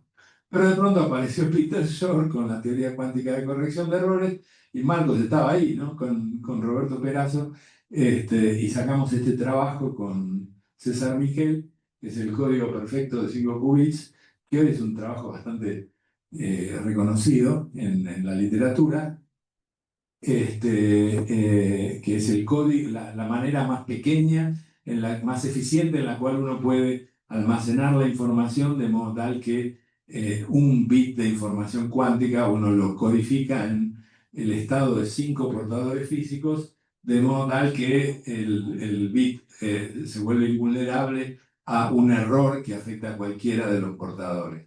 Pero bueno, y después seguimos trabajando en computación cuántica desde ahí hasta el día de hoy, con algoritmos cuánticos para el estudio de sistemas físicos, junto con un montón de gente, entre quienes está Marcos, está Augusto Roncaglia, Cristian Miguel o Cecilia Cornick, un montón de mis estudiantes y de colegas, como bueno, Silvia Ledesma, Claudio Guillemi, Fernando Lombardo, etcétera, etcétera. Yo esto lo quería decir no para mandar la parte, sino para decir esto existe, no podemos hacer como que estas cosas no existen. Y no solo existen en Buenos Aires, sino que existen en Bariloche, existen en Córdoba, porque también está Horacio Partás, que hay mucha gente que trabajó muchísimo tiempo en esto, y hoy hay gente que viene a vender humo de la mano de los vendedores de humo que están en nuestro gobierno. Lamentablemente, perdonen si me excedo, pero es así. Bueno. El cuarto punto, y ya acá voy terminando, es... ¿Cómo? Ahí está el grupo, el grupo cuántico de Buenos Aires, aunque faltan algunos 5 o 6 personas. No está el grupo de Fernando Lombardo y Pablo Villar, sino tendrían que ser como 10 que faltan. Pero bueno, eso es lo que hoy está trabajando alrededor del grupo del laboratorio de iones y átomos fríos, ¿no? Hacemos teoría y experimentos, teoría un poco vinculada a eso, pero también vinculada a circuitos superconductores. Con Fernando y con Paula estamos trabajando en eso. Bueno, el cuarto punto es metrología. Voy a ser muy, muy veloz acá, porque es probable que este cuarto punto sea el más relevante de todos para los próximos años, ¿no? En donde se van a ver más frutos en el diseño de dispositivos de ultra alta sensibilidad a partir del uso de sistemas cuánticos individuales y su manipulación. Acá hay un ejemplo de un reloj, ¿no? El reloj que se planea construir, de hecho se ha construido, hay 2 prototipos construidos por el grupo de David Wineland, que estuvo en la inauguración del IAF y que recibió el premio Nobel junto con Harrod en 2012, y era el director de la división de tiempos y frecuencias del NIST, el análogo norteamericano del INTI. Tiene un reloj, una idea de armar un reloj en una trampa de iones que funciona con frecuencias ópticas y que tiene una precisión de 1 parte en 10 a la 19. Es decir, no adelanta ni atrasa 1/10 de segundo en la edad del universo. ¿Para qué quiere uno un reloj que no atrase ni adelante 1/10 de segundo en la edad del universo? Es otra cosa, pero por ejemplo, él mostraba ciencia ficción, pero que no va a ser ciencia ficción, se va a hacer.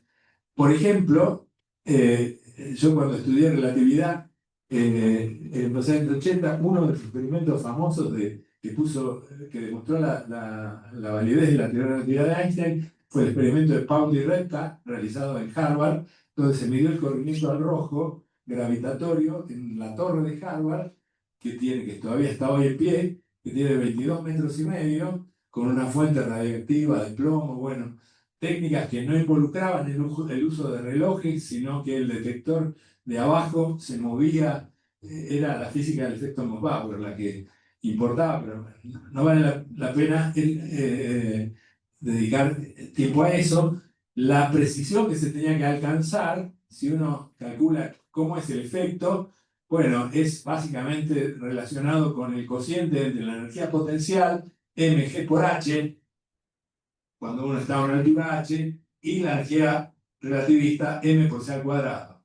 La masa se va, g por h sobre c al cuadrado es 10 a la menos 14. O sea, el efecto cuando la altura es 22,5 metros. Entonces se midió un efecto de una parte en 10 a la menos 14. Si uno tiene relojes de una precisión de una parte en 10 a la 19, entonces puede medir el corrimiento al rojo gravitatorio en una escala de 1 milímetro. Y eso hoy se ha hecho. Hoy se midió el corrimiento al rojo gravitatorio con estos relojes con una escala de 1 milímetro en experimentos complicados, pero que se han hecho. Entonces, la idea sería, bueno, tal vez si puedo compactar este aparato suficientemente, no hace falta medir 1 milímetro, con algunos centímetros ya puedo andar más o menos bien. Entonces yo puedo ir midiendo la dilatación del tiempo, digamos, mirando mi reloj así mientras voy caminando y voy viendo que va cambiando la dilatación del tiempo porque cambia G. Entonces es una manera de hacer mapeo, digamos, medir lo que se llama el geode terrestre, la distribución de la aceleración de la gravedad en la superficie terrestre como función de la posición. ¿Y por qué va a cambiar la aceleración de la gravedad? Porque abajo nuestro hay distintas cosas. Puede haber agua, puede haber metales, puede haber cosas de distinta densidad. Entonces, hay gente trabajando en el diseño de dispositivos que, midiendo el corrimiento del rojo gravitatorio, encuentran cosas debajo de la Tierra. Y eso va a pasar. Va a pasar gracias a este tipo de dispositivos. Yo creo que no va a pasar dentro de 1, 2, 3, pero en 10 años va a pasar. Es algo así como esta idea del radomante que va con 2 palitos buscando agua. Bueno, acá vamos a ir mirando el reloj buscando agua. Es así. Yo creo que a mí este ejemplo me fascina. Aspectos fundamentales de la física cuántica que se han puesto a prueba y no voy a ir más allá. Y acá termino.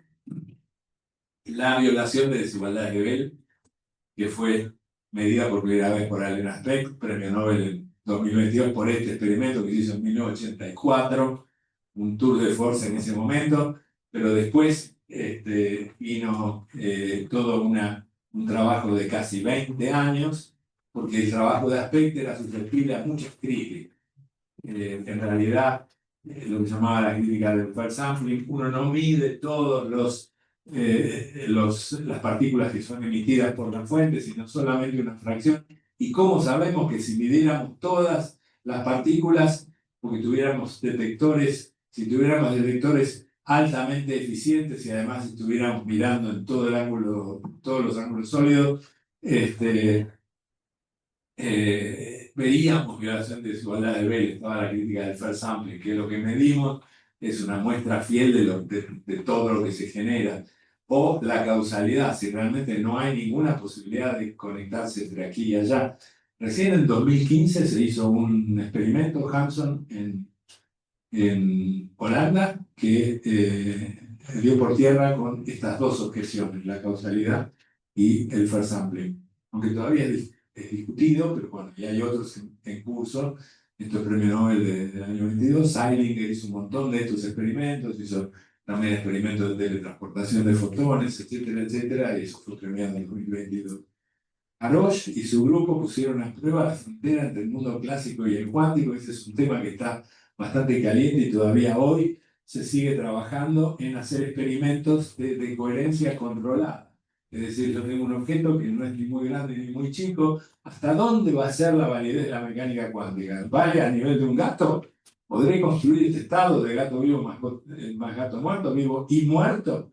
¿Podré construir el estado de, por ejemplo, hoy, hace un año y pico, hubo una escuela en el departamento de física, la escuela Llambialle, donde vino un tipo que hoy es director de un instituto muy importante en Barcelona, Romeo Bizar, que trabaja con nanopartículas, que tienen alrededor de 10 a la 11, número atómico de 10 a la 11. Entonces, podré ponerlo en una superposición de estar aquí y allá, donde el aquí y allá tienen un campo gravitatorio realmente diferente, y observar estas diferencias del campo gravitatorio originadas en un estado que es superposición de dos cotas versus mezcla estadística de estoy aquí o estoy allá. Bueno, eso hay mucha gente trabajando en esto. Appelmeier, un montón de gente trabajando en la frontera entre lo clásico y lo cuántico, usando las tecnologías que mencioné recién.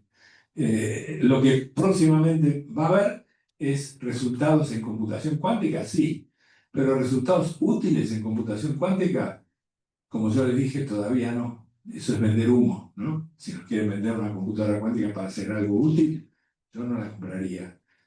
Lo que sí compraría y apostaría es a esto otro que se llama simuladores cuánticos, que son computadoras cuánticas berretas, si quieren, no berretas, sino sobre las cuales uno no tiene control universal. No puedes hacer cualquier cosa con un simulador cuántico, pero tenés sistemas cuánticos que se mantienen cuánticos, mantienen su coherencia, todo sigue obedeciendo las leyes de la física cuántica, y puedo variar algunos de los parámetros que intervienen en la interacción entre estos sistemas, pero solo algunos, no todos. No puedo hacer computación universal, pero sí puedo observar nuevos estados de la materia, puedo estudiar transiciones de fase a muy bajas temperaturas, etcétera, etcétera.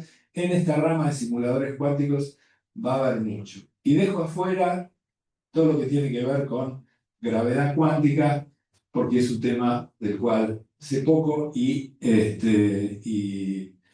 relativamente controvertido y controvertible, y no estoy tan seguro de si pienso una cosa u otra, así que no digo nada. Y creo que con esto terminé. Muchas gracias.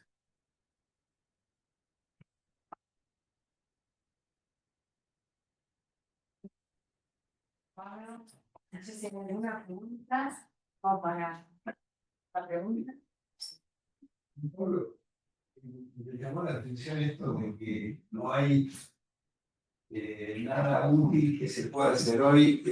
O sea, con esos 150, ¿qué cosas se pueden hacer?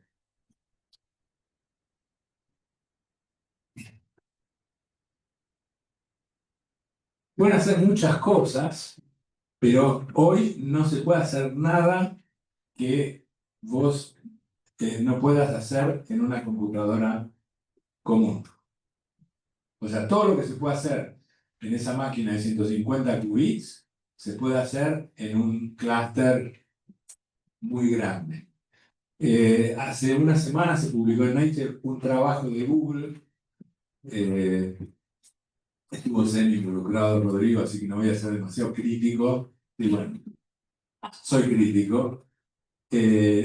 Porque en realidad estas máquinas, hace unos años hubo un primer claim de Google con un primer chip que se llamaba Sycamore, que tenía 53 qubits. Este se llama Willow, tiene 120 y pico de qubits. No recuerdo exactamente el número. Nunca es un número que vos digas, sí, 128 es un múltiplo de 2, porque son dispositivos en donde fabrican, y siempre hay alguno, dos, tres o cuatro que fallan, entonces usan todos los demás. Tenía 53 qubits porque era un array de 8 por 8 que era 64, pero había como 9 que no funcionaban, 11 que no funcionaban, así que le quedaron 53. Bueno, pero en el primer chip, que es Sycamore, publicaron un trabajo que decían que hacían algo, ahora digo que es ese algo, que si uno quería hacer ese mismo algo con una computadora ordinaria, tardaba 1000 años, más o menos. No recuerdo si eran 1000 o algunos cientos de años. Entonces era prácticamente imposible, ¿no? Y Sycamore tardaba 3 minutos. ¿Sí? O sea, eso parece una ventaja. Y proclamaron lo que ellos llamaban es un nombre horrible, pero que ahora ya no se habla en esos términos, pero porque es, digamos, políticamente incorrecto, era quantum supremacy, era la supremacía cuántica. Supremacy no, tampoco, bueno. Depende de quién lo diga y quién lo escuche. Era quantum supremacy, sí. O sea, que es que estás construyendo un dispositivo que puede hacer algo que ninguna computadora clásica puede hacer. Poco tiempo después, IBM, que es el competidor de Google, dijo, ah, mira, yo tengo este algoritmo que corre en un clúster de tal por tanto por tanto, y que tarda 2 horas y hace lo mismo que tu computadora cuántica. Y después vino un chino y dijo, el mío tarda en una laptop, hace lo mismo en 15 minutos. También la computadora cuántica era más rápido, porque tardaba 3 minutos. El asunto es que resolvió un problema que a nadie le interesa resolver. Y que como a nadie le interesa resolver, nadie se había tomado el tiempo de pensar cómo resolverlo. Pero apenas dijeron, che, ¿puedo resolver este problema? Ahí todos se pusieron a tratar de resolverlo y empezaron a encontrar maneras de resolverlo. La idea es tratar de resolver un problema que uno cree que es duro, difícil, por algún motivo, digamos, fundamental o que uno sabe que es difícil. ¿Cuál es el problema que ellos resolvían?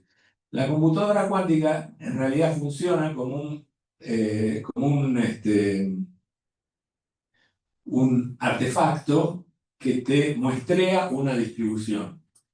Es decir, vos medís, tenés estos cablecitos, ¿no? Y medís el estado final de cada uno de los cablecitos. Y te dan distintas probabilidades para distintos estados. Esa distribución de probabilidad, ¿sí?, es una distribución de probabilidad que depende de cuál sea el operador unitario que vos hayas metido en el medio, cuál sea el operador de evolución temporal.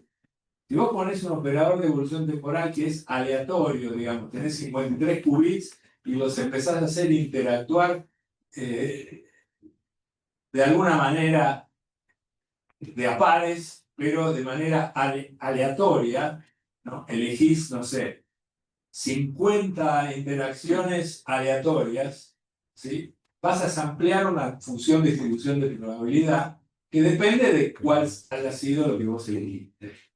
Samplear esa distribución de probabilidad es difícil. Vos podés mostrar que es difícil. ¿Por qué querés samplear esa distribución de probabilidad?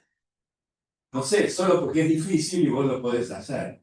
Hay muchos problemas de la primera etapa de la computación cuántica que se mostraban eso, ¿no?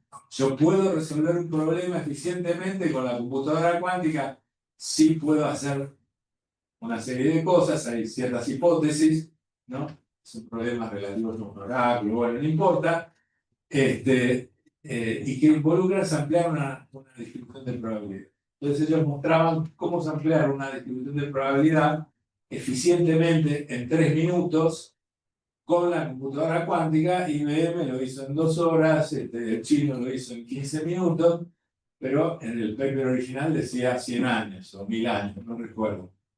Y lo mismo va a pasar con este otro. Ahora publicaron hace 2 semanas un trabajo con los 150 que no es el sampleo de una distribución de probabilidad, es algo más técnico todavía, es una cosa que se basa en el uso de OTOX, se llama Out of Time Order Correlation Functions, el cálculo de una función de correlación que depende de 2 tiempos, y no digo mucho más que eso, y que es difícil de calcular, pero que no hay ningún motivo por el cual yo quiera calcular. ¿Se entiende?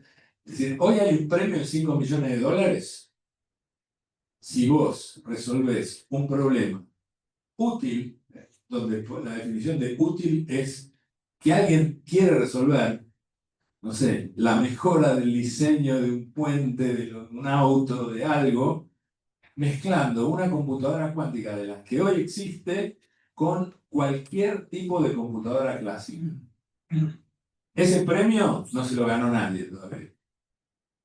Lo que demuestra que todavía no sirve para nada. Bueno. ¿Vos querías decir Sí, o sea, yo tenía un comentario que me pareció muy lindo, como distinguiste los sistemas individuales de los sistemas aislados, ¿no? De que yo creo que la confusión al principio de la cuántica era confundir las dos cosas. Reconocer que son dos cosas distintas me pareció muy bonito como lo pusiste, eso te quería decir. Y la otra cosa con respecto a esta última pregunta es que estas funciones, por lo que yo entiendo, que son de correlación dependiente de dos tiempos, son importantes para sistemas con memoria y sistemas de envejecimiento.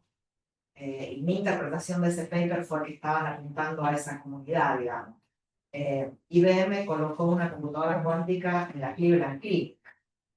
Cleveland Clinic, en la clínica, que es como la Mayo Clinic, pero en Cleveland. Y están haciendo, o sea, por lo que entiendo, están tratando de usarla para encontrar estructura de proteínas y de moléculas. No sé cómo va, porque no tengo más conocimiento, pero yo creo que en esa dirección, con 150 qubits, por ahí sí podemos hacer algo.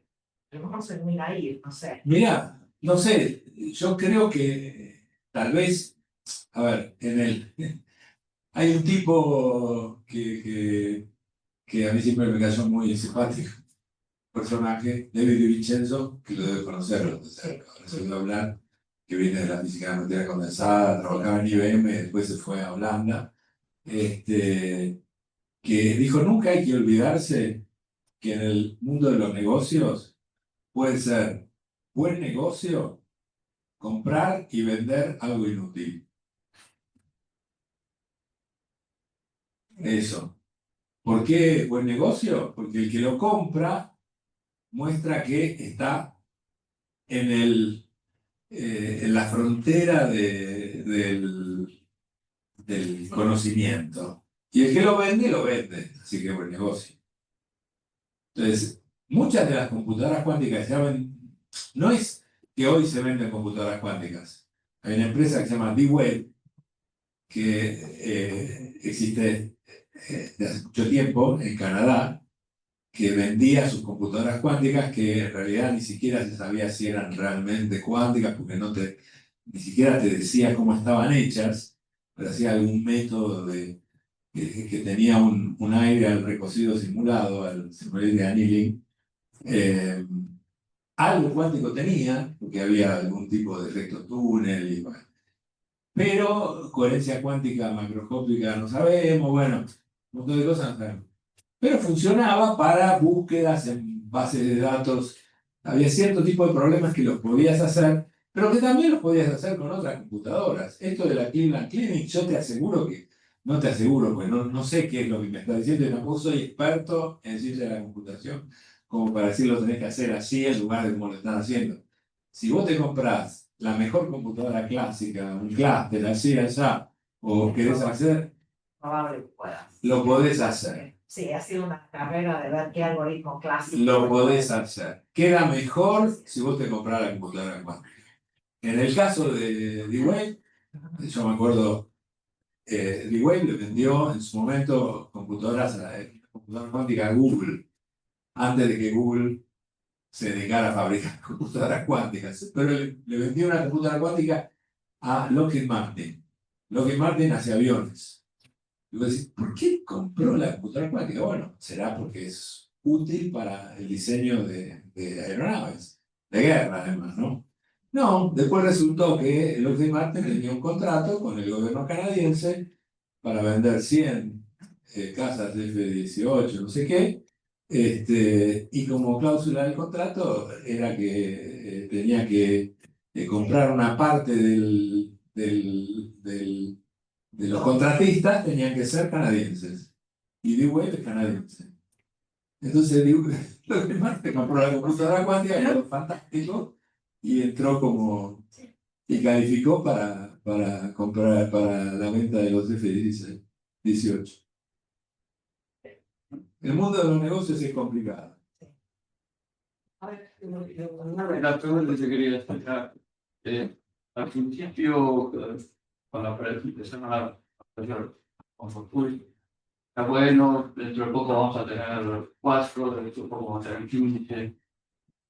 ¿Cuál es el ritmo de crecimiento actual? Y, aparejado a eso, ¿cuántos qubits se necesitan para hacer algo?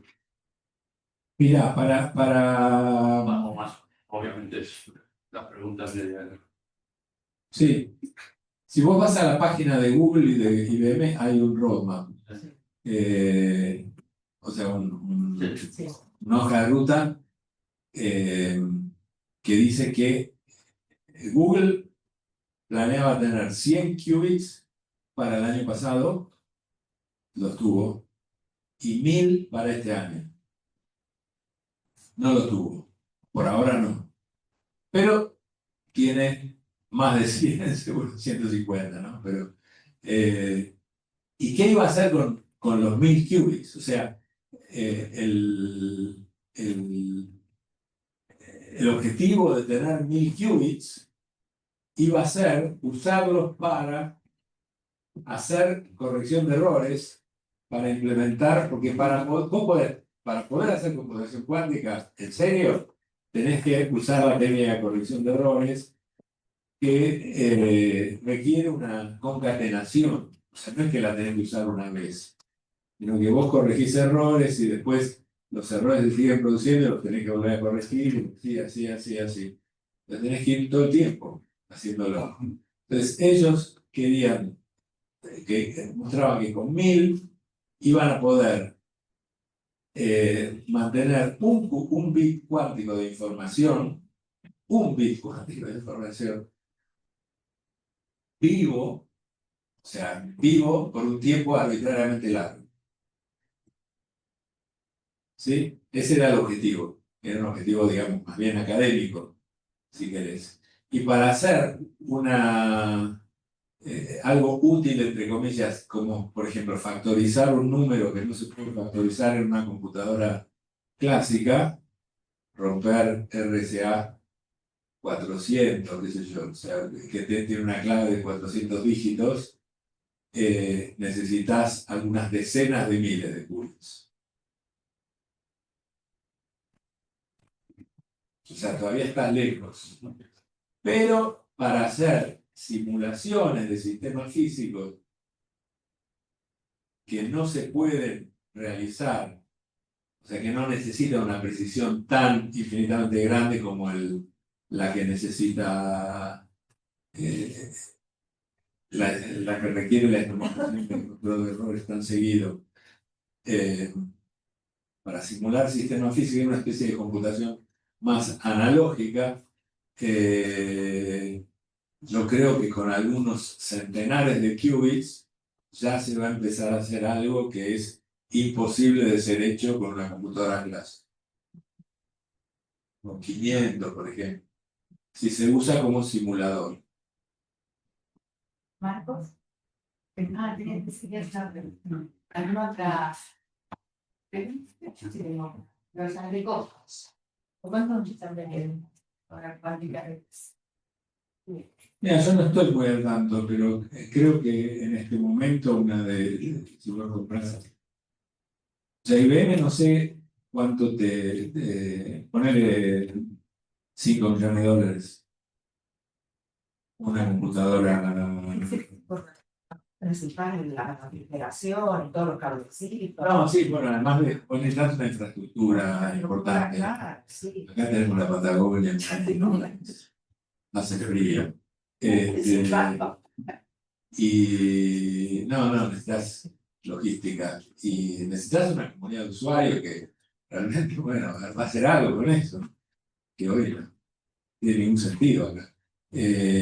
Lo que hace IBM es venderte tiempo de uso, permanentemente está haciendo publicidad, inclusive los estudiantes de física hacen cursitos, qué sé yo, que la verdad que yo no estimulo a los estudiantes que lo hagan, pues les puedo explicar yo cómo hacerlo sin gastar un peso. Y